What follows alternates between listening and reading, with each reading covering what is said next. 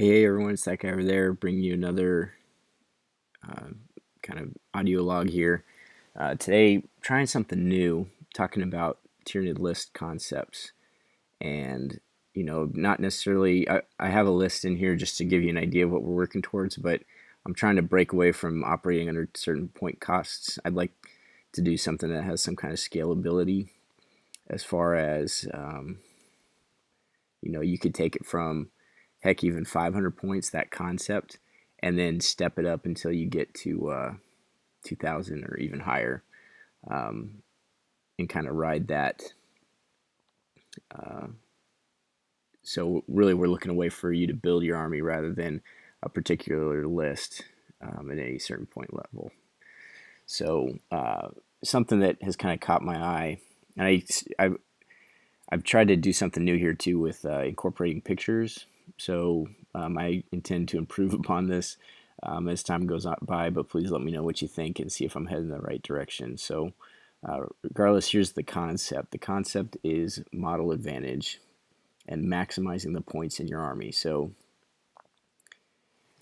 the theme that a lot of armies are taking nowadays is to find a way for you to take free models. So, for instance, Space Marines with their free transports, if you take the proper detachment, or Demonkin with the ability to summon more units based on how many units they kill or die on the table, I should say. Even things like uh, the summoning list for demons, or something like the Decurion, where it makes your models tougher. So even though you're not buying more models, it's making the models you have incredibly resilient. And then the Ghost Arcs and the Canaptic Spiders and everything, they can actually either grow models back or add models to units as well. So that seems to be a pretty big push from Games Workshop. Probably the intent is to get you to buy more models. Um, Fortunately, already bought a bunch, so I do have this list that I'm going to describe here in its entirety, fully painted and everything. And yeah, so without further ado, here's the example list that we're talking about. It is set, right now I've built it to a 1750, but as you can see, it's kind of bizarre. I've got 5 Turvagons. You don't see anybody taking Turvagons, and you've been hearing me talk about flying Hive Tyrants. Well, flying Hive Tyrants is kind of like the Demon Prince lists. The reason why they're so good is because those 5 models are really tough, and then if you ever come up against an army that is Skyfire or some way to negate your strengths, now you're not nearly as competitive. So this concept, as far as maximizing your points, I've decided to pick a theme of models that generate more models.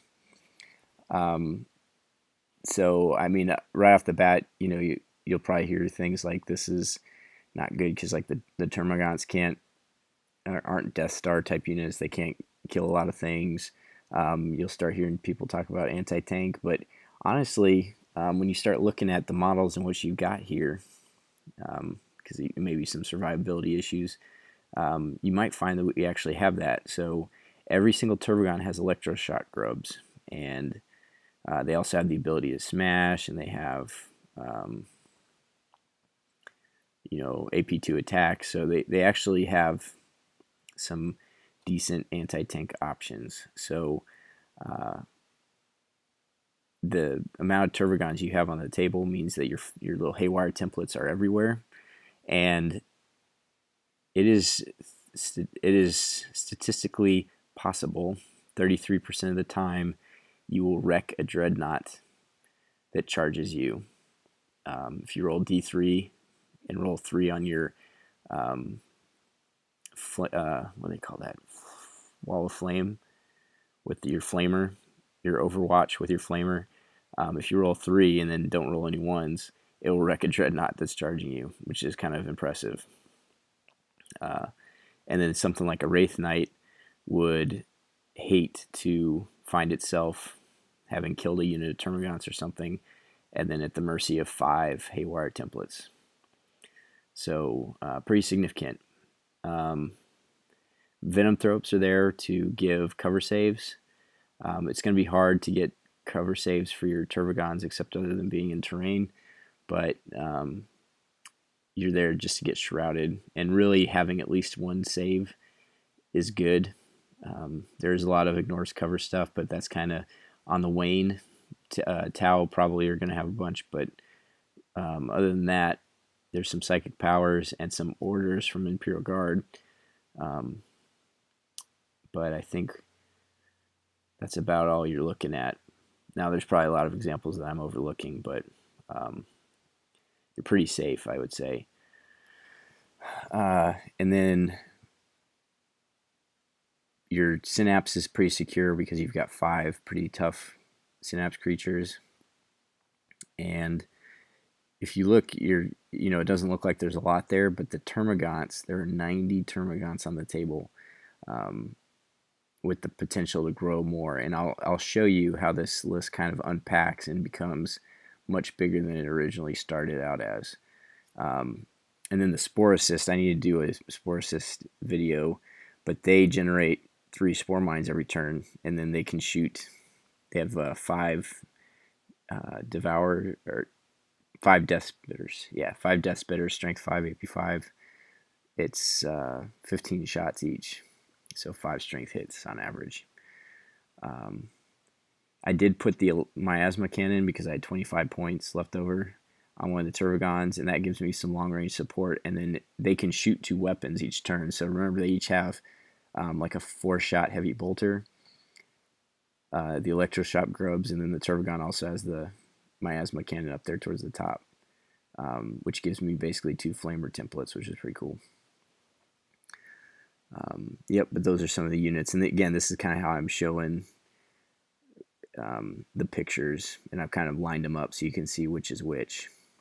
All right. So, and again, this is 1745 out of 1750 points. So you can scale it up or down. At 1500, I would probably just pull the Sporocyst out. But yeah, the Sporocyst, that's kind of hard because 3 of them, if they don't die over, did I say 6 turns? Over 6 turns, it's 54 Spore Mines they make. So there's a lot of models you need to purchase to make this kind of list work. I'm putting it up here because I actually have it. I'm sure people have this. And really, it's just the concept. So you could pull out like the Sporocyst section and use that in your lists as well. So, all right, without further ado, starting the game, this is kind of what your table would look like. Again, please let me know if this is just kind of weird, or if you like having pictures to show. But this is the right number of models, right? So you've got your 5 Turvagons. You've got 90 Gaunts out there as like a screen. You've got the 3 Venomthropes and the 3 Sporocysts. This is just the beginning. So already, depending on what kind of terrain you have, you might already have 3+ cover saves on your models. Synapse all over, and really the potential to do a lot of things. So I put the Sporocysts in the back, but they do have Infiltrate, so you could theoretically, like let's say your opponent castles in a corner, you could infiltrate them forward and drop them on objectives. Really, those 3 models are there to score you 3 objectives. That's all that they're there for. The big tidal wave of Termagants and Turvagons with the Venomthrope support are there to push forward into your opponent and try to take their objectives from them. This is a cool list because it is a CAD. That's all it is. It's not like any kind of special formation or anything. It's just a regular Tyranid list. And to be honest, I think the strength of a Codex lies in its ability just to take stuff out of the book and still be good. If you have to take some kind of crazy formation or like ally 3 formations together so that you can get spammed of one type of unit, your Codex isn't as good maybe as some of the other ones out there. So would be excited to see how this one goes. But let me demonstrate now how this list unpacks and where your point advantage comes from. Going into this, I'm going to assume that no models die during the game, which is completely unreasonable, but it's just to show kind of like, let's say you got a new unit every turn and then it immediately died. By the end of the game, it would kind of feel like your net gain versus net loss would be 0, but really you would have gained a lot of models over the game. So imagine that models are in fact dying, but this is just kind of showing your max potential, I should say. So after turn 1, this is what it would look like. Now, Tervagons, it's about a 50% chance that you're going to roll doubles each turn. But that first turn, every single one of them should generate, and I've assumed 11 for your spawn for each one of them, which is about right. It should be 10 and a half or 10 or 11, somewhere in there. So I just assumed 11. So right now we've got 3, 6, 9, 12, 15. So 150 gaunts. So I went from 55 to 60, but yeah. So this is about what your cloud is going to be looking at. You're going to be anywhere from 140 to 160, with depending on your rolls. Now at this point, because I assumed 55 with the models, I'm going to add half each turn, and then once it gets to 11, that's going to be when I cut off. So it's just kind of hard to know exactly how many you're going to get. All right, and then the backfield, see how the sporocysts now have little spore mines around them? You want those to start blocking off avenues of approach to your sporocyst, who should be sitting on an objective.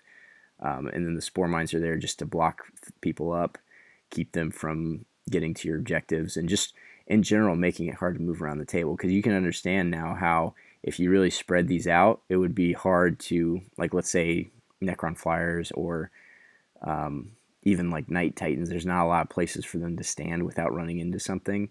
And already you're starting to kind of control the table and starting to overflow them. So turn 2, now I assumed since it was 55 that you get like 27 and a half or whatever added on. So present are 8, 12, 16, 17, 18. So 180 gaunts are pictured here. And you should be, if you just move and run each turn, you should be 12 plus 2d6 inches across the table. So anywhere from the midpoint of the table to your opponent's deployment edge. And you're going to have a ton of gaunts running across the table to either get in people's way or assault to tie things up. And honestly, you kind of can apply the blitzkrieg type tactics. Like, let's say somebody comes out of the gate with something crazy like that Death Star with the Space Wolf cavalry plus the Dark Angels bikes, and they have hit and run, and they're just crazy. You can either assault them or get assaulted with a big block, and then just kind of try to spread them out so you kind of pull some crazy combat hijinks, and then you can surround them. Now, if they roll 3d6 for their hit and run and aren't able to move that full distance without landing on top of models, because they can move through models, they just can't land on them. Like, let's say they rolled 3 1s or something, and they can't, and you've surrounded them, so now they can't get out.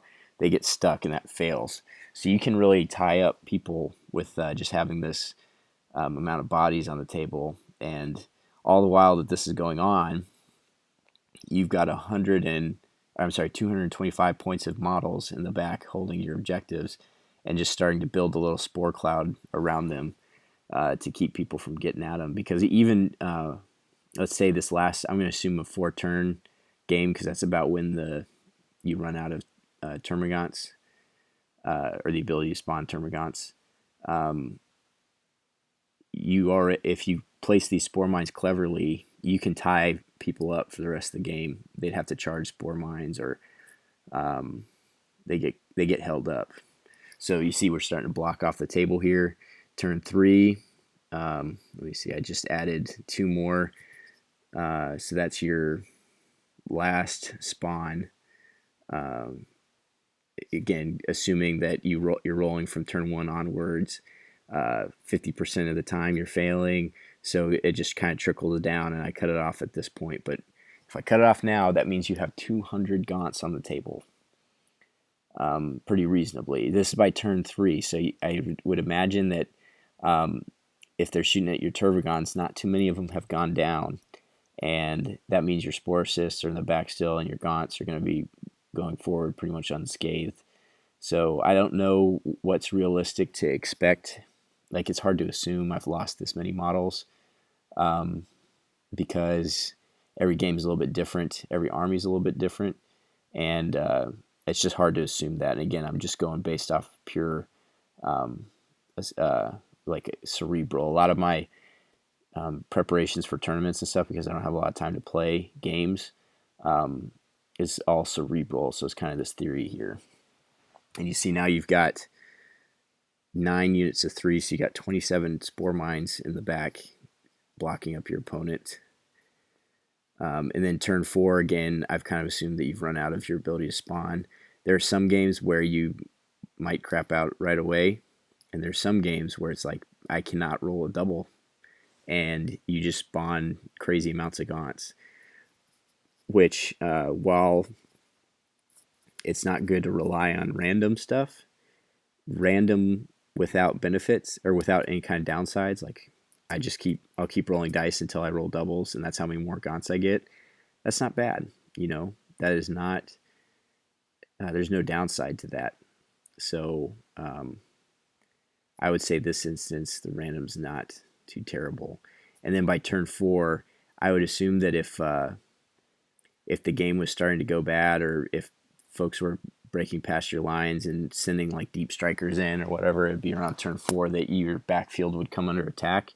And you've got a pretty significant presence in the backfield still with the Spore Mines, and then the amount of shots coming out of the Spore Cysts. And remember, your Hail Mary is your Mucolids. I didn't show the Mucolids, but pop one of those out, Strength 8 AP3 Blast.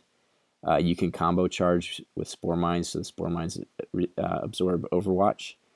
But then that Strength 8 AP3 Blast is pretty deadly to anything that would be in your backfield. And remember, your stuff is a monstrous creature. So let's say a Rhino comes in and tries to tank shock your immobilized, because you're immobile, you can't move. So basically, he's just going to run over your Spore Cyst. You do get your Death of Glory attack. It automatically hits your Strength 10, rerolling your Armor Pen with AP2. And AP2 gives you +1 your damage roll. So I believe if you get stunned, immobilized, or explode, the vehicle stops and you live. So that means if you roll a 2, +1 to 3, which is stunned, a 5, which +1 to 6 is immobilized, or a 6, +1 to 7 is explode, it stops it and you live. That's a 50% chance to stop the vehicle. So, and that's assuming if you pen, but even against armor 14, if you smash, you get a 75%,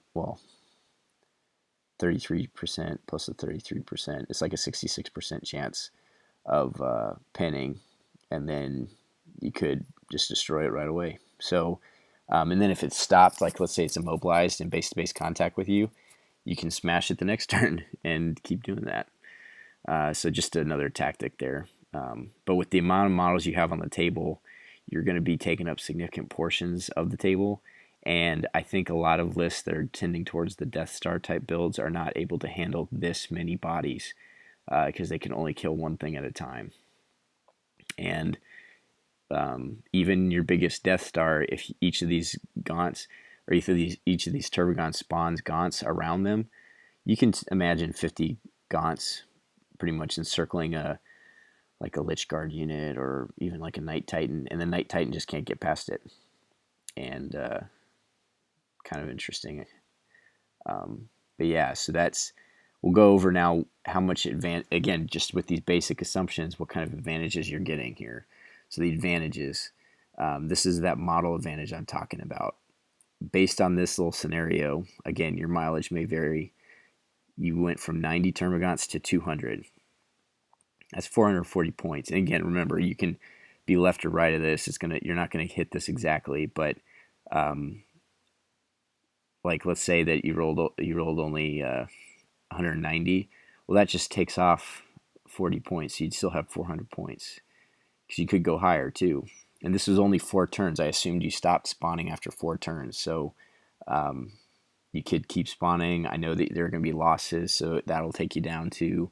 But 440 points for nothing. Uh, that's pretty decent. um, 0 spore mines to 36. Again, you get reliably 3 every turn. So that right there was just 180 points.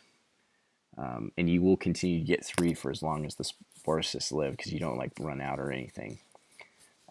Even if you do a mucolids are 15 points, so it's the same amount of points. So in total, that's 620 points gained over 4 turns, taking your 1750 list to a 2370 list, which is pretty much full of things that are objective secured, except for your 2 headquarters choices, because